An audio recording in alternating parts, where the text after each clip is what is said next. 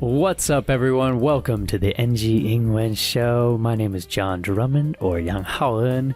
Hi, 大家好，欢迎回到 NG 英文，我是 Stephanie。今天的来宾是一位国际销售业务主管，那他热爱语言以及科技。接下来就让我们来欢迎 Daphne。Today, I am joined by an international sales leader, Miss Daphne. Daphne is a language lover, a people lover, a technology and business lover, and so much more, and is here to share about her language journey and how that's opened doors in sales and marketing, in PR, and so many other things. So everyone, please welcome Daphne. Hello. Thank you for having me here. Yeah, welcome, Daphne. It's so cool, and I thought we should start the show by saying you've used Shi Pingfang's app. Yeah. For has it been for many years now? I think maybe 1.5. Yeah, you've been using that app for about a year and a half now, really looking to improve your English to have better relations with international clients. Is that right? Yeah, and our supply also in the overseas, like Hong Kong base. Yeah, so I can approach them. Yeah, it's so cool. It's congratulations. It's really nice to see that you've been using that and it's been working for you. And look at you now having a conversation with a foreigner. Yeah, I think everyone is global citizens now. So I don't think if you are just working on the overseas companies, but also you can use the language very useful for the local companies as well. Absolutely. So I was thinking we could talk a little bit today about international sales. You know, I think my audience, of course, understands what are sales and what are international sales, but maybe from the perspective of you of working with a company in Taiwan, but having clients that are in Hong Kong a lot, like what do you have to do? Do you have to constantly be calling them and speaking in English, or do they reach out to you? Actually, we don't call them. Actually, we just email them at first time. Yeah, so in the beginning, you have to write down the business email and say the hello. And because my manager, my boss, is from Hong Kong, so we have some clients in that areas. So but basically, we just offer the service to the local companies.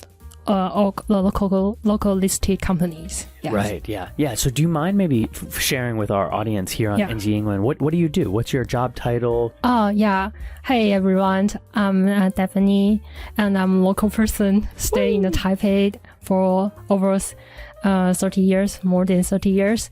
And I service for the software companies. We just do the service through the online, so you can maybe for the stock market, we like the broadcasters. Yeah, so you can see maybe the bright side or the dark side that every industry, for example, the semiconductor, finance, and the literals, so they can see maybe the good or bad in these companies.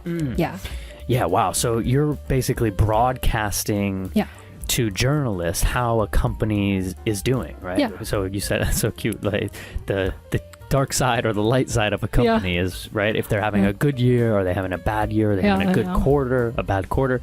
So you're doing like kind of financial analysis on these companies? No, we just like the bridge to broadcast. Yeah, maybe the good weather or the bad weather, but all these materials just reviews by that listed companies. Listed here is being a great word of listed on the Taiwanese stock market. Yes. Correct.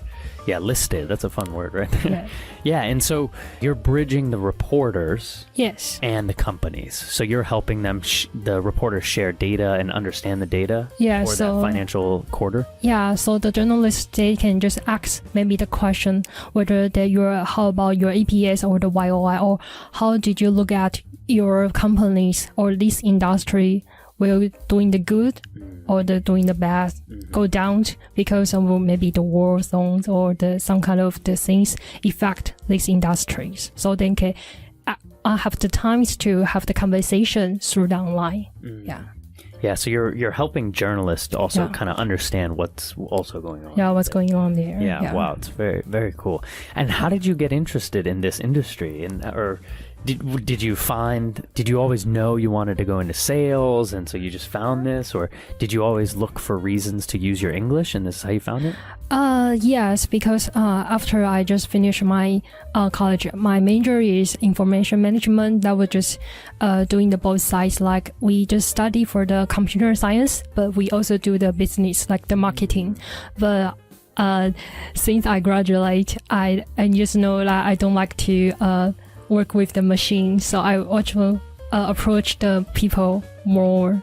Yeah, so I just jumped into the like the marketings. Yeah, so I just went up to the beauty industries to selling the food mask, to peeling the mask, because for the foreigners, they just like to wearing the high heels.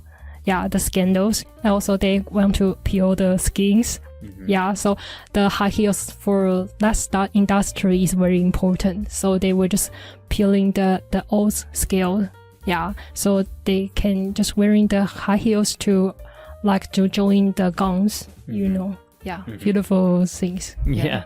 And so thinking about that from the perspective of your language right now is in Taiwan, of course, you're speaking Chinese with your company and your colleagues, but were you having to understand different reports and how journalists are talking in international media? So maybe using Cantonese or using English? Actually, don't need it because you just need to read maybe the Chinese, especially for the English. I would say was side report. Because that wasn't the major task for us. We just like the bridge to connect our engineer. So maybe you have to disconnect through the online so we can very quickly to see how can we do after we working behind the engineer. That was how we do. Got it. Yeah. And a question I know you might not love, but what do you think is the future for you? I mean, is this an industry where you want to stay? You're using English right now. You're using your intelligence of basically helping sales and making connections. But what's the future for Daphne? I think I will say take myself like more like the digital nomads because I think for this job I see the possibilities to work in from home. So that was very flexible because you can arrange all your stuff, arrange your works and your private life for the balance. Yes, so I think if I have but this kind of opportunities is more related with the I will say the foreign companies, or you have the special skill like maybe the software, but we'll see. Yes. Yeah. I mean the digital. You're getting a taste of how it is to be a digital nomad. So maybe you could go abroad and work from another country, but still work with a Taiwanese company. Is that yes. Right? Wow. It's very rare too to see that your company is fully embracing the work from remote. Yes. Yeah. Is that because you said your manager is from Hong Kong? Yes, I think they have the foresight seeing, for the future. That will be that way because more efficiency. Yeah, right. You can have clients and employees all over the world now, basically. It's very cool. 来宾分享他目前在用希平方 App 学习英文。那他也说，国际销售业务主管接触客户的第一个步骤通常是写商业信件。那他们主要是会提供当地公司一些服务。那来宾是土生土长的台湾人，他目前是在一个软体公司服务。那他主要是替各种上市上柜的公司发送公司讯息给记者媒体，同时帮这些媒体理解他们这些讯息。那来宾会踏入这个行业是因为他当时才刚毕业。那来宾主修是资讯管理，那这也包含电脑科学以及商业管理跟行销。那他毕业后发现他自己并不喜欢对着一个机器工作，所以他就踏入了行销。那后来他到了一个美妆公司卖角膜。那来宾说他未来对于这份工作的期许就是成为一个数位游民，因为这样可以安排自己的生活，而且比较可以平衡私生活。但他认为这样的机会比较有可能会在外商公司才有，或是需要特殊技能之类，比如说写软体。那来宾也认为他能够体验到数位游民的生活，是因为他现在的公司虽然是台湾的公司，但是经理是香港人，所以才会有这样子的管理方式。那我们来复习一下刚刚来宾跟主持人提到的一些片语跟词汇。那第一个是 listed L-I-S-T-E-D 意思是上市。那第二个是最近很常听到的一个词 digital nomad Digital Nomad， 也就是数位游民的意思哦。那我们继续来听接下来的专访吧。Well, do you mind if we switch gears a little bit to talk about the story of you with your language? Okay. So maybe, can you start us off with the early days of how have you developed your language here in Taiwan? I just remember when I was a teenager in high school, and I would just after the club finish the English language speaking club, and I just saw my teacher walk through the to the MRT, and he's just like the unicorn at that time. Yeah, I want to. My teacher. Yeah, I want to conquer. Yeah, so I want to make friends with him. So I just follow him, and I will say hi and introduce to him that I was just very fond of his class, and to see whether he come and he from the United States and California, blah blah blah. And I just say, and through the every step, I would just cross my fingers, say in my mind, said, give me the number, give me the email. And before he just out of the MRT, and he finally said, okay, we can arrange a meeting because he would like to know about the Taiwan more further. So he gave me the email. So we've just met every one times a week. Yeah.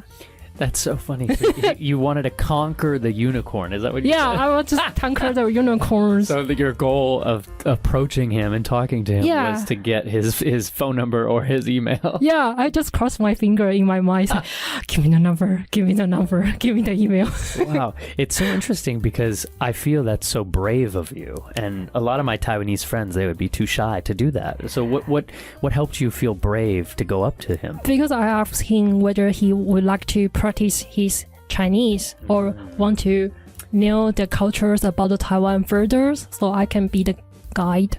Wow, Yeah. So you were creating a win-win. Yeah, situations. And it's just like what you do in sales now. Yeah.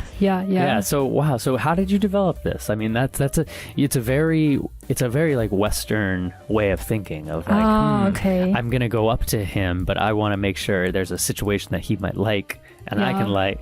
It's a very tactical, strategic way. Did you develop that in Taiwan or just by watching movies? How did you develop that? I think I was born in my blood because my dad, I think he is my role models because he's the technicians. He assembling and take part or assembling the big printing machines.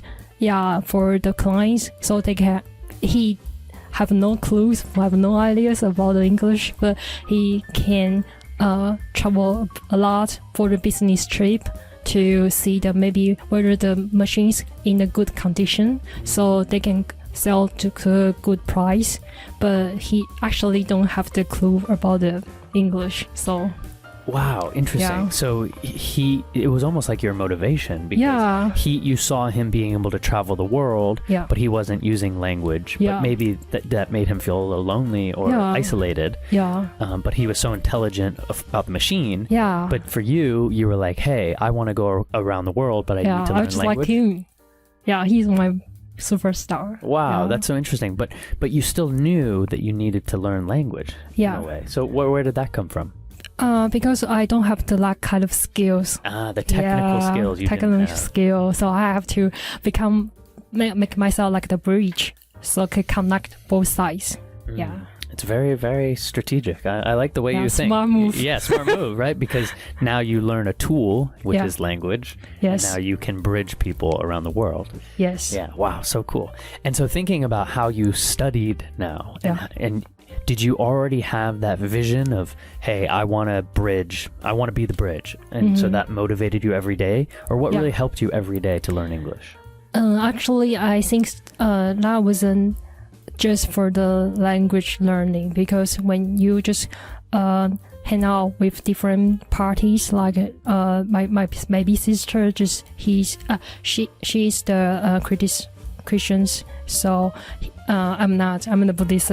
So they got every like the Sunday they got the morning, and after that they got like to hang out. So every time I think that would just let me do the practicing to the small talk with different backgrounds people, so they can I can understand, maybe practicing my listening, practicing my patient, and practicing maybe because I'm the Gemini, so I have the Gemini. Yeah, the spotlight on me. Yeah.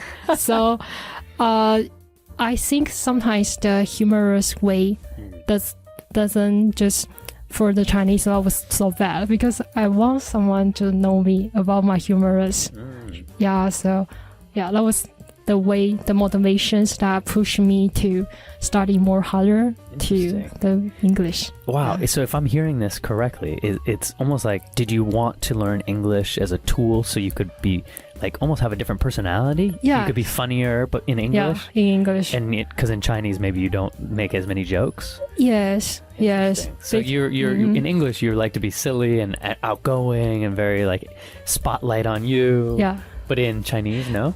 Because back to the teenager that time, when I just talked to my teacher, and no matter we are just talking what so kind of things, everyone just look at me because beside me that was the unicorn. Yeah, and especially he's the white person. Yeah, and I'm talking in the English. In English, right? Yeah. So everyone's looking at you. Yeah. Wow, superstar. Wow, okay, superstar. Yeah, like a phenomenon. Yeah, so Yes. you recognized if you spoke English, Yeah. your peers in Taiwan were looking Yeah. at you differently. Yeah, Yeah. Wow, and so that gave you a feeling of like, yeah, confidence. yeah, Because it gave you confidence, right? yeah, because I'm the shy people.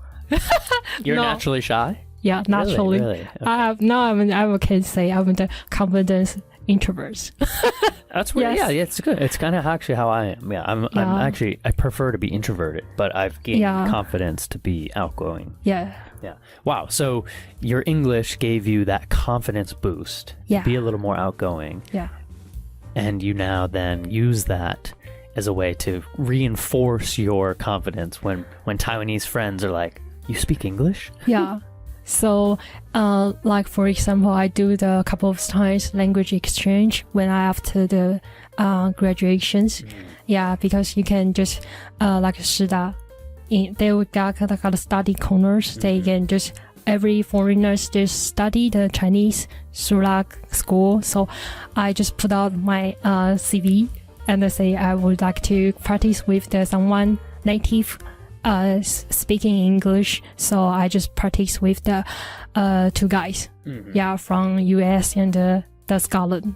Yeah. Wow, it's very cool. And so maybe thinking of some actionable tips for our audience. What was the best things that did help you, other than kind of the motivation side of maybe getting your confidence and stuff like that? But what were practical things you did to get yourself better at language? Actually, everyone can do the grammar or the technical skill from the textbook, but if you face to face in person to speaking to someone who just from the foreign countries, they just my reason is to learn how you use like the certificate or the certifications in Chinese. They all for the same definitions, but I would like to know maybe with the different backgrounds, when did you use that words?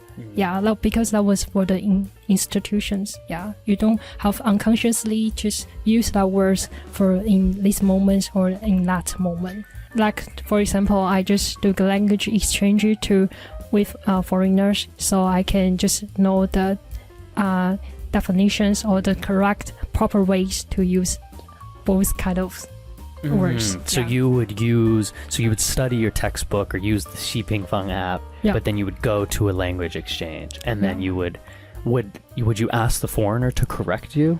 Yes. Or you would just take notes yourself when you heard them say it? I would just maybe, for example, because for food mask or the fashion mask in that industry before this job, and I would just say, because recently we have the project to design for our customers, so they will say, for example, blood. How do you display like this cup? So your color have to blood outside the pictures. Yeah, so they will teach me the proper time to use the words. Yeah. So yeah, that was the wow. So you were so ready, like you went to those language exchange with questions. Yes, and you knew for real time. Yeah, for wow. So you're really looking for real situations that you could bring back to your company and do better. Yeah. That's a very great way to learn, right? You have real reasons to learn right there. Yeah. 来宾分享他会接触英文的原因是因为他当时在高中的时候从社团结束要回家时，他看到他的英文老师，那来宾当时就很想跟他当朋友并且征服他，所以他就不断的跟他聊天，但其实内心他是希望他可以给他的电话号码或是 email 之类的啦。那一位老师后来在下捷运之前就说可以安排个时间碰面，因为他也想要多了解台湾，所以后来就给了来宾他的 email。那后来他们每一周都有安排见面一次。那来宾也说他当时聊天前其实就已经想好了，他想要问他说他有没有兴趣练中文啊，或者想要了解台湾之类的，因为这样才会是双赢的局面。那来宾认为他这样的特质是与生俱来的，主要也是因为他受到他父亲的影响。那父亲是一位技术人员，主要是负责组装跟拆解大型的印表机。那虽然说他父亲不会英文，但是也很常出差到各国去工作。那也因为他想要像他父亲一样到处去，可惜他没有技术，所以他认为语言就变得很重要了。来宾分享他在日常中练习的方式就是跟他妹妹的教会的朋友们多交流。那他也说因为他是双子座，所以其实很喜欢成为大众瞩目的对象。那因此他认为英文除了让他更受瞩目之外，也同时让他这个内向的人更有自信咯。来宾也曾经参与过语言交换，像是在师大，你只要递出你的履历说你想要找人练习英文，他们就会安排咯。像他当时就跟一位美国人跟苏格兰人练习。那来宾认为在学习语言的时候，除了学文法跟词汇之外，其实也可以试着跟当地人聊天，因为他们才会告诉你说什么时候使用哪些词，并且纠正你。那我们来复习一下刚刚来宾跟主持人提到的一些片语跟词汇。那刚刚来宾提到的 conquer C-O-N-Q-U-E-R 意思是征服。那第二个是 win-win， 这其实在生活中很常听到的一个说法，意思就是双赢的局面哦。那我们继续听接下来的专访吧。A question I'd love to end the show with is if you could go back and talk to a younger Daphne, maybe when you were chasing the unicorn in the MRT. Okay. Would there be any advice you give yourself about language, business, marketing, anything? I think back then time, I think you are doing good. Yeah, every time, and don't be shy. Because sometimes I still be shy girls at that moment, but just like every time when it was once of about that time, so you can be more brave to do the asking about nicely about someone to know their backgrounds. So can you're doing good and yeah, you are doing the right things because through all the pain or the hard works together, so you can force yourself like the way that I like myself now. So I can have the more genuine speaking with others, so I appreciate about that. Yeah, it's wonderful, and it's great to see the way you think about these things too. Because you know, you got that motivation from your father, but you're like, I need to change. I need to iterate. We say I need to iterate a little bit. I can't just be like him because it was too technical. But now you found your way, and that gave you confidence, and it made you feel more like yourself. So. Well said. Very, very beautiful story. And you really have continued to learn, and you're continuing to learn forever. So well done. 来宾会给年轻自己的建议就是，他认为他自己已经做得很好了，但可以再大胆一点。虽然说整个过程会很痛苦、很困难，但这一切都会是值得的哦。那我们就谢谢今天的来宾 Daphne。Well, where can people learn more about you? Maybe reach out to you and if they have questions about language. Actually, follow 英句英文 so we can see. Yes, we will see. Well, thank you, Daphne. All right. Well, it's been wonderful to get to know you more and to hear about your bravery and your courage and your confidence now that you've developed wonderful, wonderful stories. All right. Well, thank you so much for joining us on the NG English Show, and we'll talk to you next time, Daphne. Thank you. Goodbye.